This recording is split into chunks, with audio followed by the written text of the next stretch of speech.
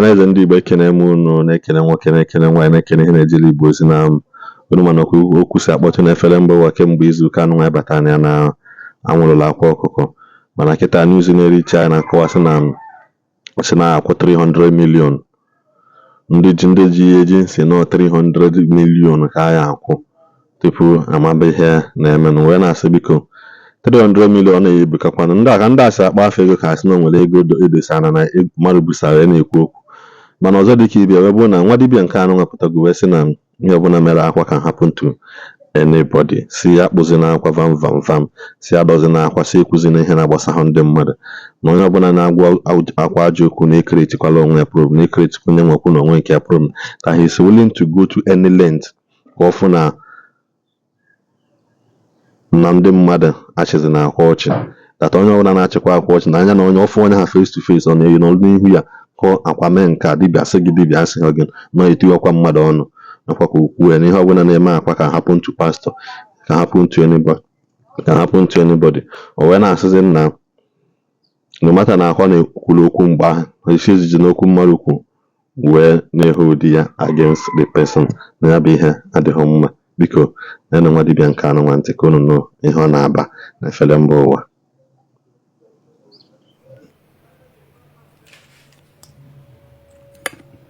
Ụmụnne na ụmụnne ekelela m nnọọ. Onye nọ n'ugolu ya o Dr. Osinachi ọpara agbara mmiri gbọọla. Ọ ya ka nọ n'ugolu ya.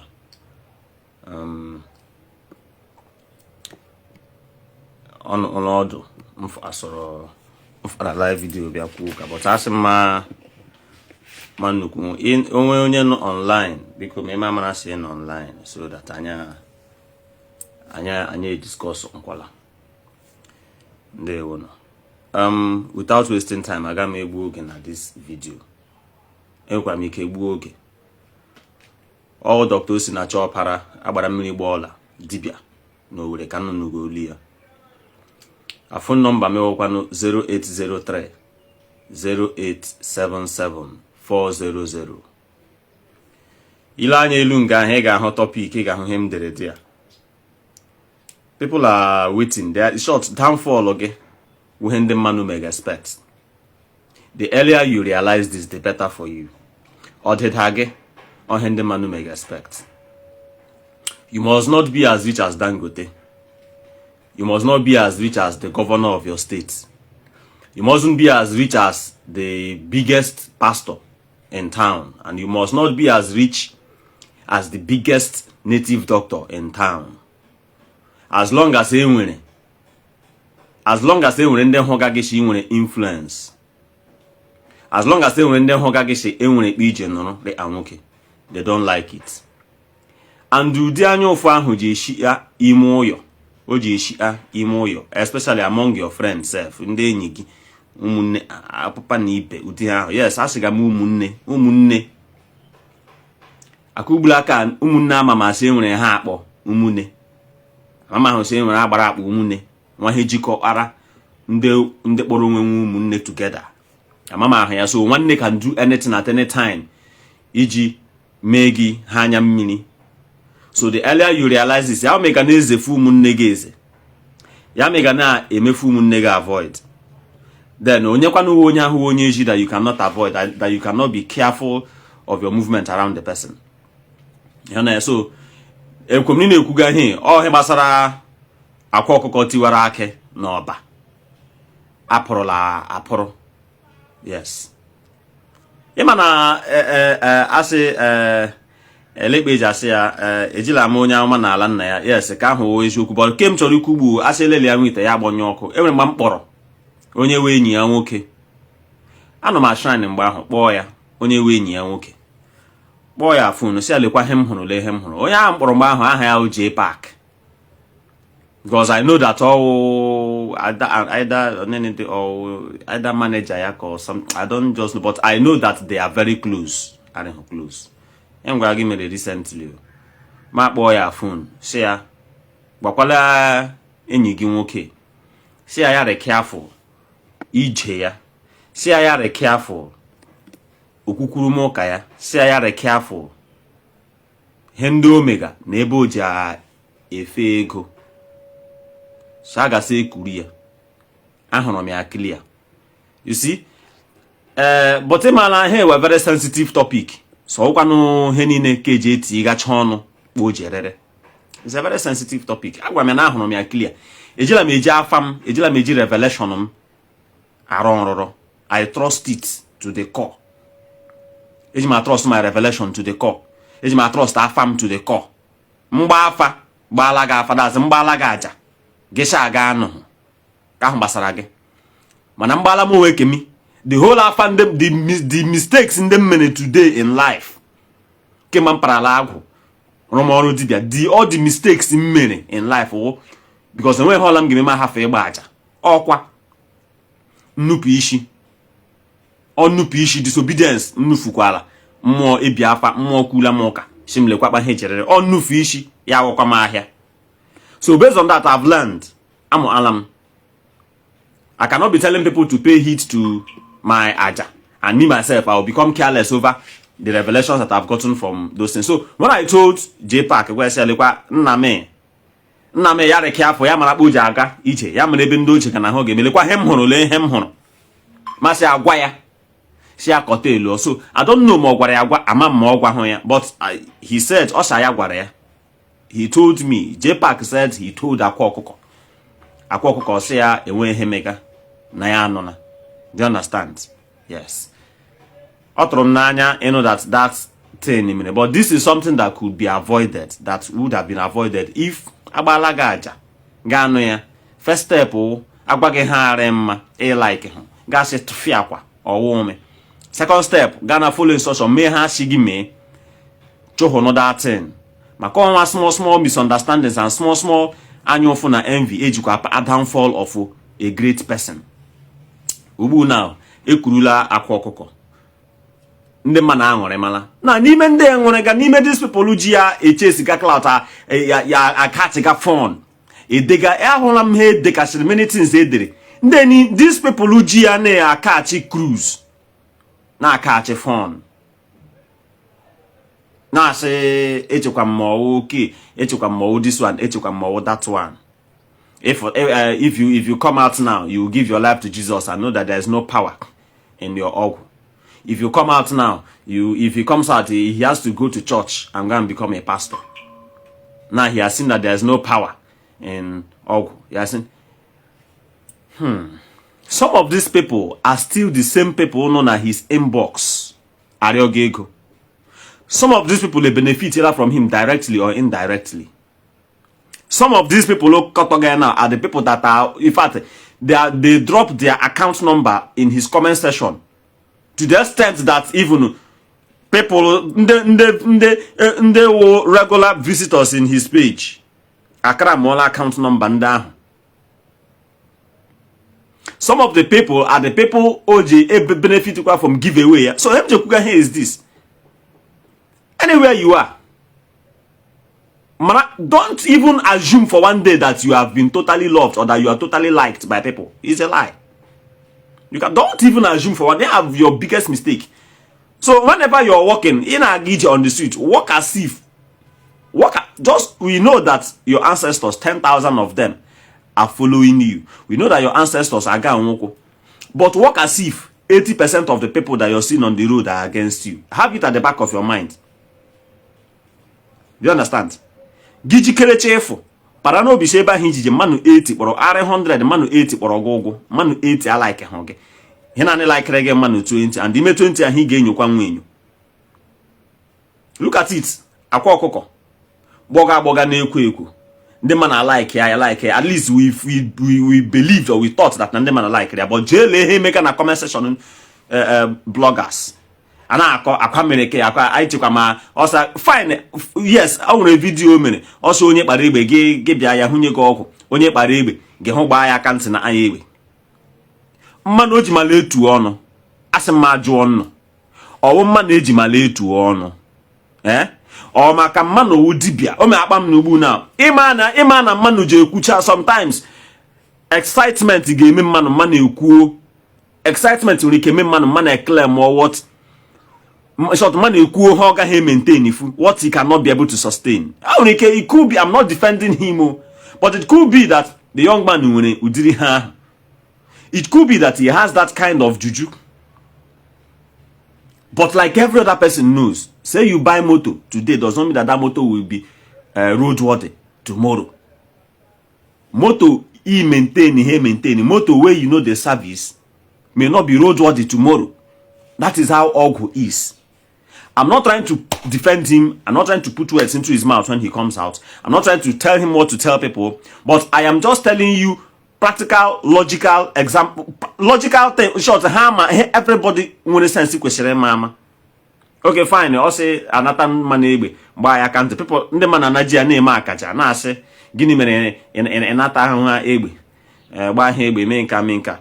Well, you that is saying this thing, marakwa that. Mini zoro na Lagos jesu kwa Abuja. Mini zoro Abuja jesu kwa n'Imo State. Mini zoro n'Imo State jesu kwa na Kaduna. Mini zoro na Kaduna jesu kwa na Abia State. Ọkọchị kọrọ na Bauchi ja akọkwa. That same ọkọchị ja akọkwa Port Harcourt. Hem je kwuga he o, yono mu hende o. O henda kwasa owo onwa. No single man or woman is greater than Onwa. Imala hande dibia are man na mkporo hehe. A lot of people hate in the dibia, yet they go still come close ka dibia nyekwa something. You have a problem, ga ichochala ndo okpere niile ga na ego. Even pastor ga agba gi boot. Prayer warrior ga agba gi boot. Osha ijereji bi ego agba gi boot. Get a native doctor. But at the end of the day, when he made that native doctor, again hukwa ndị ga apa ya ishi. As if you have been praying for this kind of thing to happen to that native doctor. Hey man, a family native doctor. Again, as if you have been praying and waiting for that thing to happen. Check for that Nadibia is like you. You know, if you have been going through my videos, you know, and my teaching, you know that I have never for one day told you that a Dibia is a Superman. Dibia, who's Superman or you understand? The only difference is that he has been touched. That is why you will see Dibia is a normal, regular human being like you. Do you understand? Dibia is normal man. The only thing is that now on upper grace that can buy a bomb barayana.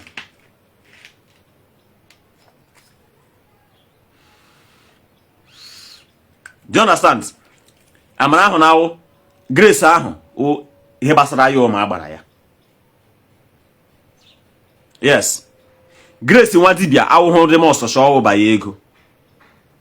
Because then when that native doctors eji he ego carry native doctors well. Carry out native doctors so ji ego well. Mana e na he dibia jikwa no carry aga kwa no ha ahu ka e chogakwa. Because nobody has it all.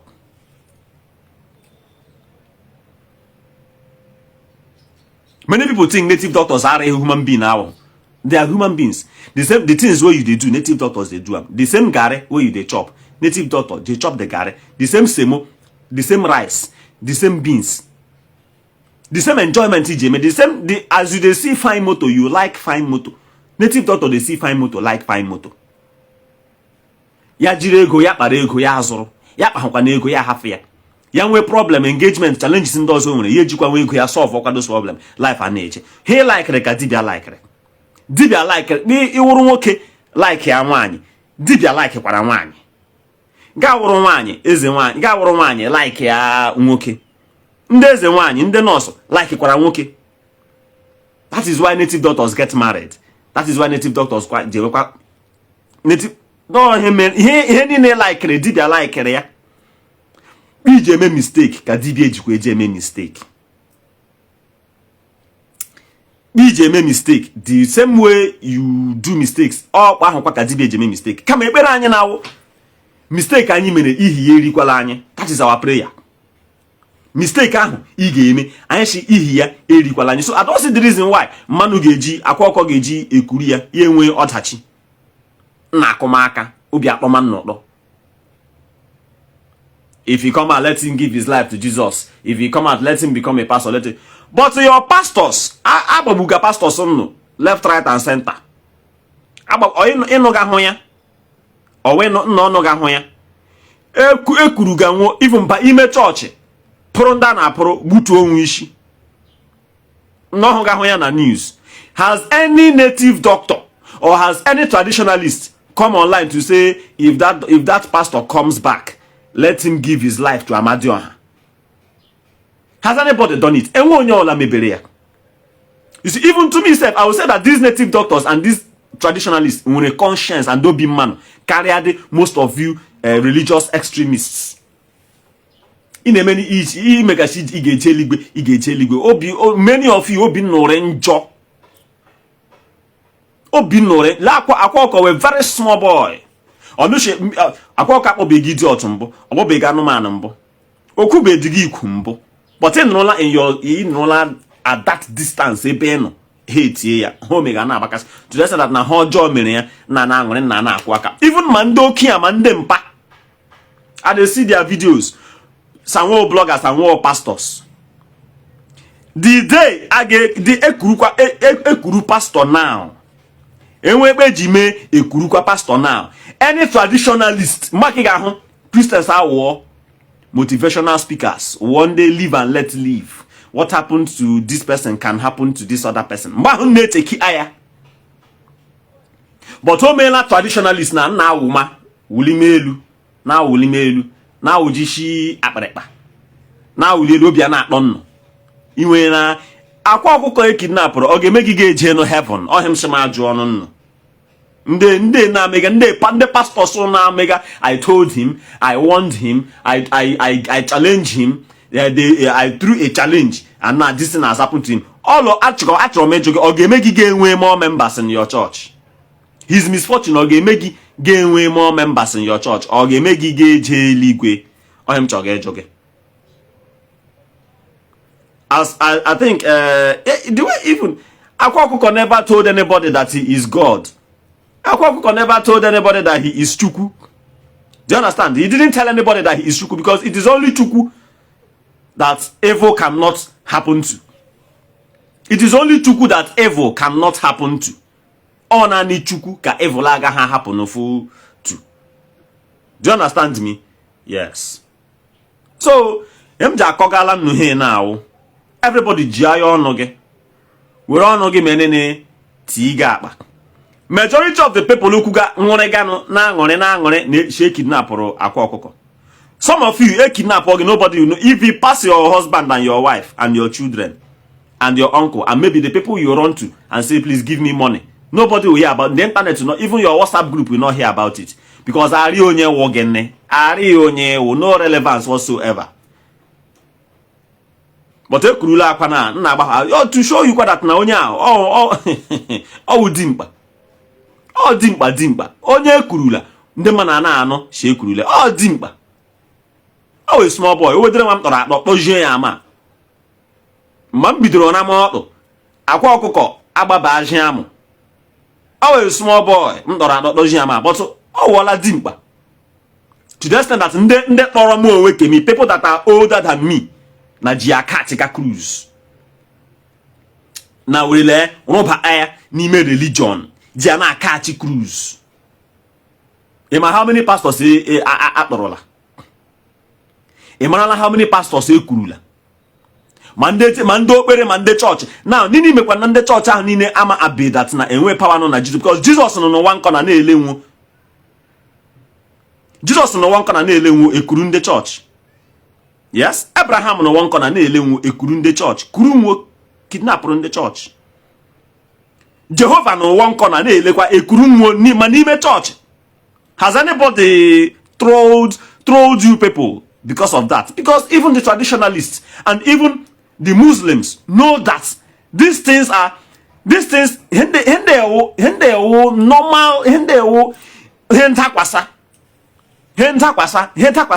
does not mean that you are no longer who you are or who you used to be. Oh, heme giga monako. Heme kanondozo. Heme another person. Geti ha humeronya monako. Do you understand? Heme onyozo geji ya monako.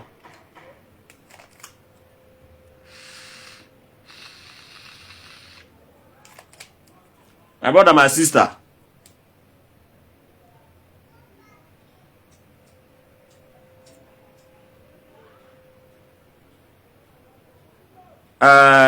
Okpo ha ọnụ.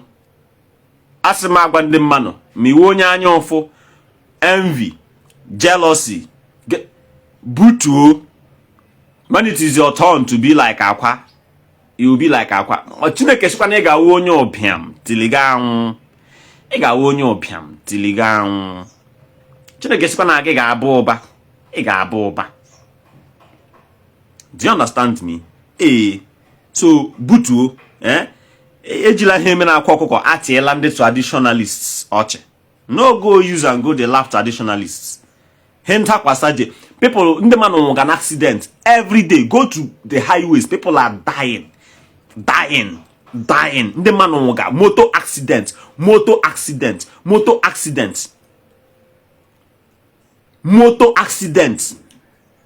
Dibiole ke horonga. Dibiole no na motor accident nda. But pastors on na motor accident woto. Christians je mortuary he niile ipa ozu ndị mmanụ na mortuary na ozu na mortuary re 1000 ozu na mortuary and pick any hospital JFMC je na mortuary ozu na mortuary re 1000 ihe wo traditionalist nga ahụ nwere ike wụrụ 50 because nwoke ji anwụ anwụ nwaanyị ji anwụ anwụ irrespective of your creed, irrespective of your code, irrespective of whatever you subscribe to, irrespective of whatever you worship. Now, we go and check the statistics. The people who identify as Christians, they are there. Has anybody come out to say, these are Christians, your gods have abandoned you? Other Christians, you people should learn from this and start worshiping Amadion. Other Christians, you people should learn from this and start. Nobody does that. Oh, it is still you Christians that will see one misfortune that will happen to maybe few Ọmenala people. Then you start blowing everything out of proportion. You start blowing the whole thing out of proportion. Yeah, at least let us become human beings first. And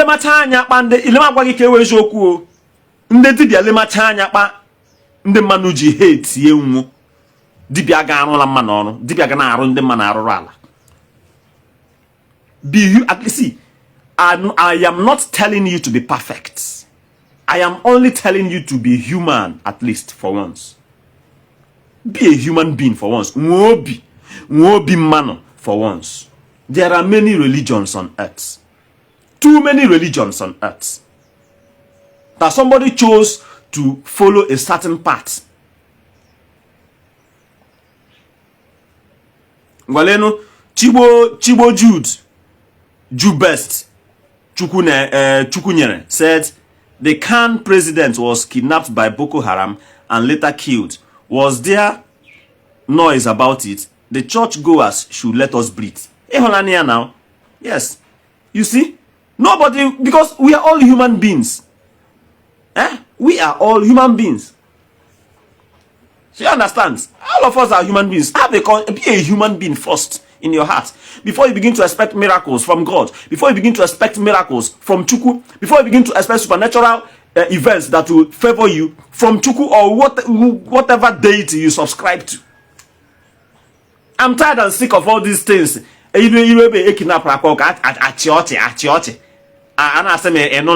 you heard? Kidnapper onye otu nno Akwa onye otu mba na ọwụ dibia mụ awụkwanụ m dibia mụ eke m but anụghị m otu nwo all star no ari ego mkpa m ji eje efela ndị mmanụ 500,000 n'otu occasion ya 1 million asa anụghị m otu nwo anụ nwanga asị nga aka ruru nwaanyị ya ekoma ya di ya nwanga m nọ ka m nọ nga kem ruru ọhụ nga kem mere, you understand? So the thing no nga ahụ everybody kwela no onwe nnukwu because mo eke mkpo jerere m ugbu na even na agachi na eji ma ahụ somebody kwuru that in na mokri we ama akụ ya ọkpọ ama akụ go ọkpọ ka ụkwa ke no dibia ama akụ go ezigbo ọkpọ nji bọtụ ba pịasacha gị isi pịawasacha gị pịa gị kwọ gị ọmaka as long as ewo nwanne mi ayi wo nwanna mi nwoke nwaanyị ọwụla bịara m ihu kuma ihe gbasara akwa ọkụkọ ekinapụla ihe gị ga-ekwu ya mee sense ya mockery in your tone ama emerụ sacha we go reach police station cause ama hem ga-eme gị ndị nwe gị ga-achọ ịkpọla m police hem ga-eme gị mmecha gị ya ndị nwe gị ga-achọ a ga-akpọla m police anya na jem ebe ahụ ama afọ akwa police ejiri egbu mmanụ aga m afọ akwa police ejiri egbu mmanụ he police chọga most times almost all the time he police chọga ime peace police chọga ime udo nwa ọrụ nwe emeela n'udo ga-alakpuo ma alakpuo but eyimela m gị ụrụ emekara m sọsọ emerụla gị ezigbo ahụ so kọrọkwa na ha nọkọ gị ebe ahụ je ma ndị ji akatika cruise ma ndị ji emega ihe ndị emega go nwoke gị na onwe ji ashishimala mmiri ọkụ so ọ ga-eshi elu ada enwe onye ga-ashishimala mmiri ọkụ so anyị ga-eshi elu ada you can happen to anybody onye nwere ntị ya nụrụ so ọ wụghị mee dibịa onye dibịa nwa accident achịma holy onye dibịa achịma I can remember far back when my phone got lost my phone okay no phone mebiri emebi it didn't ofu efu phone mebiri emebi eji m arụ gị ọrụ onye m rụkwala ọrụ ahụ ọrụ ya gara aga agbara emebie phone ahụ eje m je were staff ndị ka aya ọnụ staff ahụ n'ihu mmụọ mewere akpụmafọ ọkwa mewere akpụmafọ in short ndị marala dị story amarala ya akpụmafọ mechaa ihe mmiri phone anyụọ tii na ọkpa ama nnụnụ meji phone ọzọ ba Facebook gwa ndị mmanụ sị lekwa phone memebiela sị na-echela update very soon I will come online again ihe ndị edere na hikpa amị comment section eju tell mommy water to buy you another phone why your phone go do this abi you no get money do you want to beg us for money make we give you money now make you buy phone swallow your pride and tell us to buy phone for you enweghị m anụhụ you understand masị m mike phone kwa hem ji akọgala na ihe niile wụ the extent the hate mkpọrọmasị mkpọrọmụgwụ enwere ebe ndị dibịa nọ yet onye ka ga-akakwu adibịa onye ka mkpa akpa mana ịhụ nga ọ bịakwara anwa dibịa yara anwa pusu bịa humble cho onwe ya bịa mkpo ya nọ ga-akụmihe onye nna ga-akụmihe all of these people kọtọ gachakwa ndị dibịa na ihe mkpata kwasakwa nwo na ịhụ nga nwoba arashin nwa dibịa nwarị anwa pusu re anwa nna nwere nde holy nna anyị ukwu nne m ukwu ọ na-eme m ụta lekwa ụtalụ ịhụ nga dibịa si nwo mgbe ịkpa nwa eme ya nọrọ kpa nwa anọrọ ma eke nwe eme ya because o jidela nwo because ịma hụnụ that na one day ọ ga-erute ọnụ gị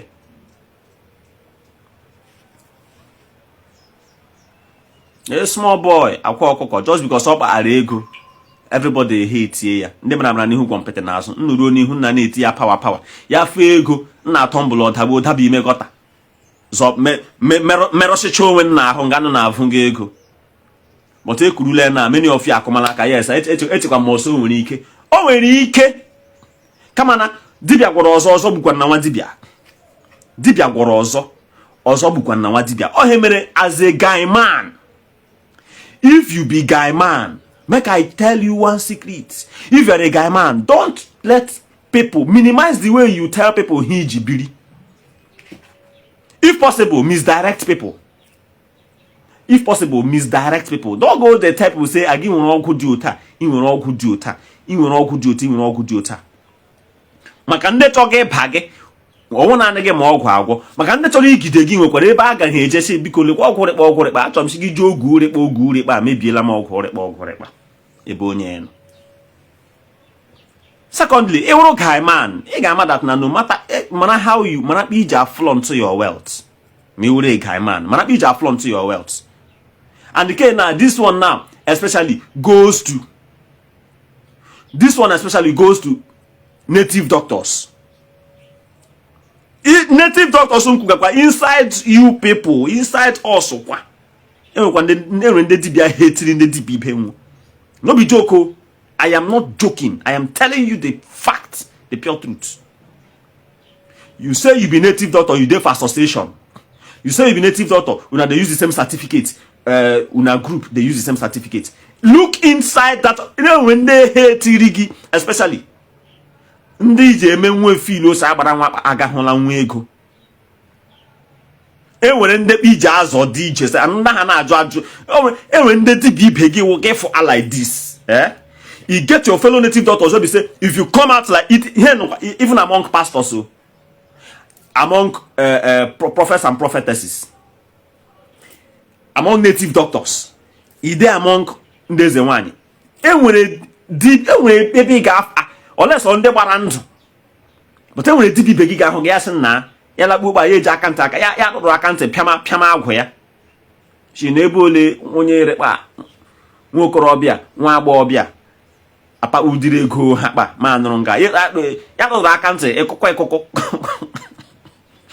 kụbasacha agwụ ya ntị. Then you get native doctors wey you go call for occasion for your house. You as a native doctor adọla gị mmiri ka test ya your power. Yes, enwere native doctors ndị otu gị ị nwere ike kpọọ say bịanụ ndị dibịa ibe go bịanụ anyị emega m here emega occasion rekpa bịanụ nyenanụ m. Ị ga-anụkwa nga ndị dibịa ibe ga-adọgide gị mmiri dọọ mmiri like this ka anwa gị na ya ọsọ ere rugged. Ya ọsọ ije ya ọsọ ịma ya ọ dị short ya na iwu dị mkpa ga-achụla akwa dị mmiri once ọ gaghị edo kwa ala nwe believe. So mkpọrọmụgwụ na mkpọrọmasị no everywhere ọ na-oge mana ha game ọnụ gịnị na piom. That you are not talking does not mean that you are not eating garri. That you are not talking does not mean that you are not driving. That you are a successful native doctor does not mean that you will buy 3 cars, 4 cars, 5, 6, 18, 13, 14, 28, 92 cars. I won't have. Iwe dị n'otu moto savụ gage nwee abụọ savụ gage. You start taking care of them. Gama ije eri ego dose ego ga a bank. Have to leave the money there. Ite in the morning get me pay phone gị check account balance gị gile account balance gị gile account balance gị gị kwe n'ishi. So okay, I thank God for my life. Gile kwe na account balance gị ya eruhu he chọrọ shi ya ruo gị si oh Chineke menna m ka account balance m gbago. That I'm saying this for ndị ama ahụ nwo ji ego eme. Because people don't like don't expect favors from people. Me as a native doctor like this, I don't expect favors from people. I don't. Because that would mean me stabbing myself. That will mean me stabbing myself. If they work like I told you earlier on, if they work for road, you as a native doctor, even once you have come out to say that you are a traditionalist, you may not be a native doctor, but you have come out to make people understand that you subscribe to the tradition and worship system of your ancestors. Once you've made people realize that you follow in the footsteps of your ancestors, my brother, my sister, stop expecting favors. Stop expecting unmerited favors from people. Now begin to, that's your expectation, channel it to your agwu, that thing that you worship, so that they will make a way for you. Channel it to Ajala, channel it to Ndemini, channel it to whatever it is that you worship. Channel it there, but don't expect favors from people. They don't like you. I like it, okay? You as a native doctor, let me tell you, if to say no before problem, nobody go they enter your house. Are you not aware? If people no get problem, they no go enter your house. Are you not aware? If people man have problem, they no go enter your house. Now problem carry people come your shrine. Daytime they don't want to associate with you. Some will want to associate with you now. People will be say they are now exposed. If you know that day or day, respect yourself. We don't want Google. Don't even go and start giving people that didn't ask you for money. Ego. That is careless. Only can me jugu Asian and me ego va. Maybe be occasion me fend the man ego va. Man chimga pyameji botare. Do you understand? Chimga pyameji botare. Don't lend the hand where the hand is not needed or where the hand was not sought after. If you want to lend the helping hand, there has to be manoga. That's the agbara gano ajala gano kwadatina onye nanagihe You don't give who has not begged you for money. You don't do that. Unless you're going to a motherless baby's home where you know that they are always soliciting for help. You don't just come for occasion and you start spraying money. There's no blessing in it. Instead, as they do that thing, people go they use anyofo. They follow you. Never need anyofo. Nesugi. I got they know fegego. Ofegego. Eshihi kemenegi. Eshihi takasarage. They will clap. They will become happy.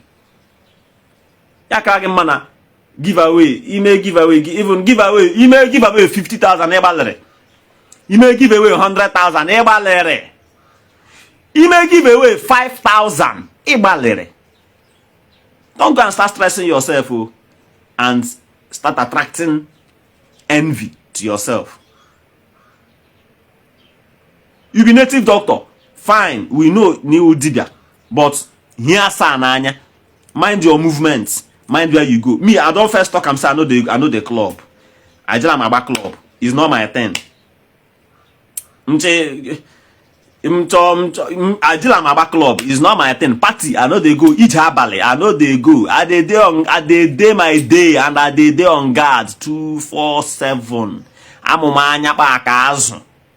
Maka ama mse no kpọrọ anyị ụgbọ nnu hetiri anyị amụmanya egwu ehun gam gajara oju me egwu anya cham onye oshima gị ehun gam gaje me ọkpa me eji egwu anya cham onye zuru ma gị na onye zuru plantain awụla dibia ga-edosa ahụ na enwe ihe mega. Awụla eze nwaanyị ga-edosa ahụ na enwe ihe mega. Even if enwe ihe mega, keep it to yourself. Na you agị mana na ụdị ọgwụ ị gwọrọ iji chere onwe gị. Agị mana na ebe ndị iliri ọgwụ ndị ahụ na you know where you bury the ọgwụ. Na you know where you hang the ọgwụ. Keep them to yourself. Finally, I want to close the video. Akwa Okuko is very unfortunate, yet it is an eye-opener and a lesson to everybody out there. I also want to beg. The people that are catching cruise with it and the people that are making mockery of Akwa Okuko. I want you to desist. Stop it. Stop it. Human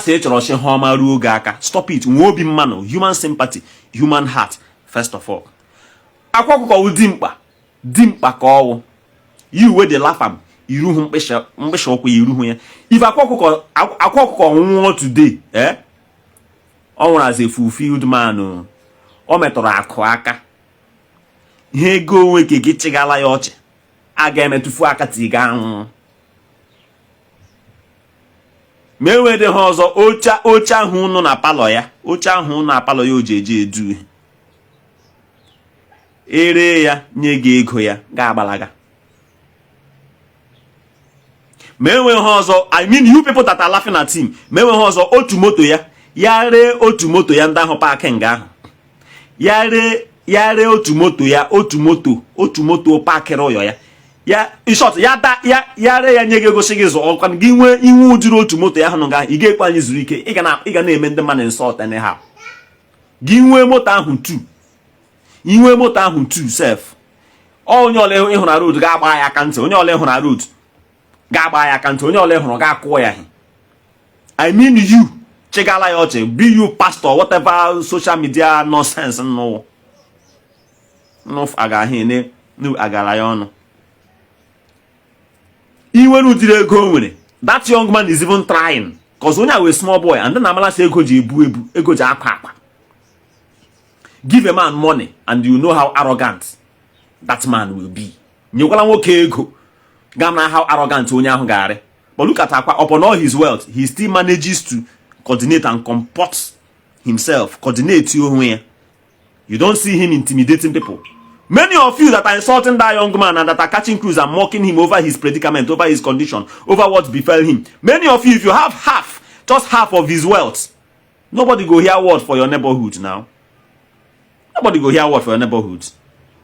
You can name onye mega kushie ya ntị, onye mega akwa ya ezigbo aka ntị, lock ya up, kpọọ ya mkpọrọ, kpọọ nne ya mkpọrọ, kpọọ nna ya mkpọrọ, kpọọ village ya niile mkpọrọ. Even ị ga-achọsị gị zọma eze village gị, ị ga-achọsị gị zọsịma ya eze. Ị ga-achọsị ya wụrụ gị wee eze. Ị ga-ejega police na court case in parent efe hụ gị. That is if you have half of his wealth. But na small boy, very small boy, at his age, he's managing to control his wealth. Okwebesi agbaba ya n'ishi. Ogwula just small mistake in the omega. A small boy where he be. Not 20 something, not 20, either 24. Oh, small boy. That boy. Ishi. That boy. So, him jagwan no distance. Vutu onu. Ndanyo fo ayimana no ndanyo fo. Vutu. Akwa Okuko se kama ihe na ga-eme. Ọ sị kama ihe na ga-eme dị mkpa. Ihe ike hụ mee. Na man mbi o. Onye ọkwa na o ji asị na ya hụ sị kama ihe na ga-eme ya. Ihe ike hụ mee. Wetin happen to Akwa Okuko no be ihe. Ọwụkwa ihe mere, ọ ihe ike mere. Na abịara nga ahụ gbagbuo mma na abụọ. Kpọrọ ya fụọ. Ọ ihe ike mere ya. Ọwụkwa ihe. No be shameful thing. He mere ya ọhụkwa ihe. He mere ya ihe ntakwasa. Ike. The people that died in the process, may their souls rest in peace. Yauma emeritiri hụ reincarnate. May they reincarnate. Maka na ọmụ mmanụ kwa ka agbagburu ha. We will not forget. We will still make videos about those people. We will still know their identities. I ga-emechakwa ma anwụ. My condolences to their families, their various families. O nwere kpọrọ na nwa gị jikerela ọrụ fụọ. O nwere kpọrọ na nwa gị jikerela ọrụ fụọ. Oyomahụ akpọma gị sị gị bịa na nwa gị bịakwala bịa lee ma ị ga-akọ onye ọhị mgbawa obi. So to the families that lost their sons in that ugly incident, kara n'obi, kara n'obi, kara n'obi. Akwa Okuko Chineke tila ya aka, Chineke mee ebere, ọ ga-ayọkwanụ, Chineke mee ebere ya baa. I believe a ga-emekwa ha ọ ga-emela the families that lost their sons in that place. So biko no kudo chia na this internet. Keep your hands crossed. Even if you're not a traditionalist, even if you hate traditionalists, I beg, come out mouth for their matter. Come out mouth for their matter. Be happy. Delight. You are free. You are free to delight in the misfortune of traditionalists in your own zone, in your comfort zone. No, just but hapani aka, hafani. Let us cry our cry, and let us smile our smile. Hafani aka, na, hafani aka Chineke akpọ ogo ọkụ, na, ya gajie. Share no this video biko. Ka ndị ahụ nụ ya that ndị ahụ niile ji emeka share no this video ka o nwee ike jee viral. Ka ndị ahụ niile ji Akwa Okuko emega akaja no. Ka nwa nụrụ that ashimi, it can happen to anybody at any time. And Akwa Okuko no onwe ya sị kama ihe ga-eme ya ihe ike hụ mee. Ọkwa na ihe ike mere. Ọwụ ihe mere. Ọ ihe ike mere ya. Ọwụ ihe. Ọ ihe ike mere. Ọwụ ihe. Gwanda ahụ shinwo chere ndị ahụ niile make a mockery of the whole situation. Tell them to wait. Share the video so that they will know that I said they should wait. Their own turn will still come. Dibia get accident, una carry am. Dibia papa die, una carry as if say person no go die again. Dibia mama die, una go carry am. Fire outbreak for Dibia house, una go carry am. Fire outbreak inside shrine, they go call say fire don't burn the gods. But inside church, armed people they enter church. We they say for news. Light everybody where they there. Light them. Operate everywhere. You won't see any traditionalist that is making mockery of these Christians. Any traditionalist you see making mockery of these Christians, with their misfortune. Know that that person just started Ọmenala newly. That person is just basking in the euphoria of freedom. That person is just basking in the euphoria of freedom from religious shackles. But once that person becomes balanced, spiritually balanced and mature, you will see that there's no need insulting a Christian. There's no need insulting a Muslim. There's no need in insulting a Buddhist. There's no need in insulting a Hindu. There's no need insulting a Wiccan. There's no need insulting a Zoroaster. There's no need insulting a Rasta. There's no need insulting any tradition, any religion. No need. All live and let live. Ya gajina nwoke gajina nwaanyị. Onye nụnụrụ olu ya wosi na chọọ para agbara mmiri gbola dibịa ka nwụ na owere ka m na-emega. Asị nwoke na nwaanyị kwa ilu onwe ya ugwu. Asị m hibe ji mma ya akọkwa n'anya. Onye hụrụ anya akpaghere Ishi ga-akụ ya ala ikwarara ya aja. Ọfọ ka ngọ ga-ala ndị dibịa na ndị eze nwaanyị. Onye ọla hụkwa n'anya anya na-afọ ya ụfụ. Anyị sị anya ahụ ga-akpọ ya kwụsị ịhụ nga anyị metụrụ. Anyị jem anyị ga-ejeru anyị rịọmakwanụ ụkwa anyị ga-eje ayọ ga-aka ka anyị ji jee mma. Ọhịa m gọrọ ọfọ. Mana asị ihe ndị be anyị mere anyị mee ihi ya erikwala anyị. Ihe ndị be anyị mere anyị meela ya ihi ya erikwala anyị. Ka ahụ ga-eri anyị ya abịakwala. Ka ahụ ga-eri anyị ya abịakwala anyị ndụ.